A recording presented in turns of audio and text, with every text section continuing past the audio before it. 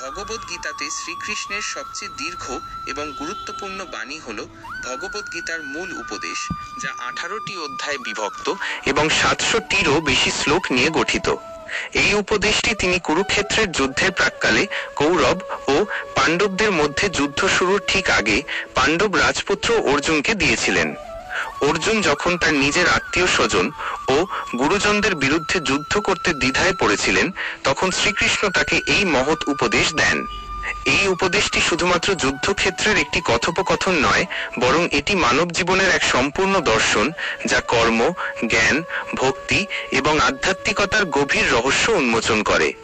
এখানে কয়েকটি মূল বিষয়ের সংক্ষিপ্তসার দেওয়া হলো। কর্মের গুরুত্ব। কর্মযোগ।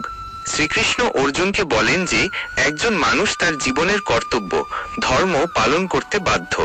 তিনি অর্জুনকে তার ক্ষত্রিয় ধর্ম অনুযায়ী যুদ্ধ করার জন্য উৎসাহিত করেন। তবে এর সাথে তিনি একটি গুরুত্বপূর্ণ শর্ত জুড়ে দেন: কর্মফল বা ফলাফলের প্রতি আসক্তি ত্যাগ করে কর্ম করতে হবে।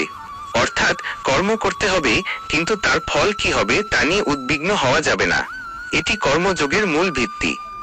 2. আত্মার অমরত্ব। অর্জুন যখন তার আত্মীয়দের মৃত্যুর ভয়ে কাতর ছিলেন, তখন শ্রীকৃষ্ণ তাকে বোঝান যে শরীর নশ্বর হলেও আত্মা অমর। আত্মা কখনো জন্ম নেয় না বা মারাও যায় না।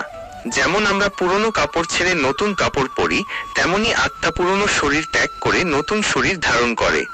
এই জ্ঞান অর্জুনকে তার শোক কাটিয়ে উঠতে সাহায্য করে। 3. ভক্তির পথ, ভক্তিযোগ।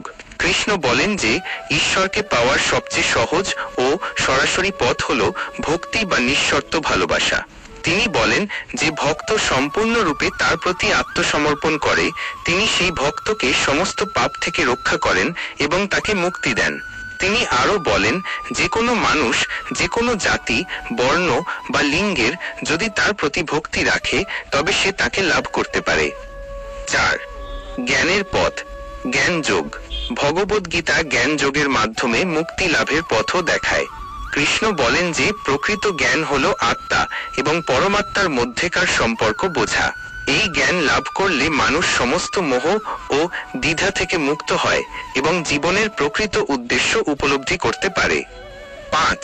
ব্রহ্ম ও জগতের ধারণা। গীতাতে শ্রীকৃষ্ণ নিজেকে ব্রহ্ম বা পরম সত্য হিসেবে প্রকাশ করেন। তিনি বলেন যে তিনি সমগ্র জগতের সৃষ্টিকর্তা, পালনকর্তা এবং সংহারকর্তা। প্রতিটি জীব, প্রতিটি বস্তু, এমনকি প্রকৃতির প্রতিটি উপাদান তারই অংশ। এই দীর্ঘ উপদেশটি কেবল একজন যোদ্ধার মনোবল বৃদ্ধি করার জন্য ছিল না, বরং তা মানবজাতিকে জীবনের কঠিন পরিস্থিতিতে সঠিক সিদ্ধান্ত নেওয়া, কর্তব্য পালন করা এবং আধ্যাত্মিক পথের সন্ধান দেওয়ার জন্য ছিল।